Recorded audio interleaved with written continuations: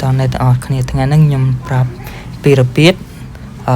ទាញយក audio ពី YouTube យកមកប្រើប្រាស់មុនដំបូងយើងចូល YouTube យើងចូល setting តមកយើងស្រួលមកក្រោមយកពាក្យ help តមកយើងយកពាក្យ search help ហើយ search មក search ពាក្យ audio បន្ទាប់ពីយើងបាយពាក្យ audio ហើយយើងនឹងឃើញ your music sound effect from the audio library ហើយចុចលើនឹងមកចុចលើពាក្យហ្នឹងមកវានឹងលោតចេញមកយើងហើយយើងឃើញពាក្យ youtube.audio ហ្នឹងយើងចុចលើហ្នឹងមក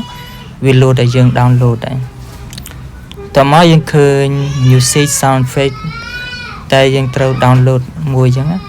អូម៉ាយើងចង់ download ឯងអូម៉ាយើងចង់ download លើចុចលើហ្នឹងមកតមកចូលពាក្យ download តហើយយើង download វាមកជាការស្រេចវា download ចូលក្នុង mobile device របស់យើងបាទអូខេអរគុណច្រើន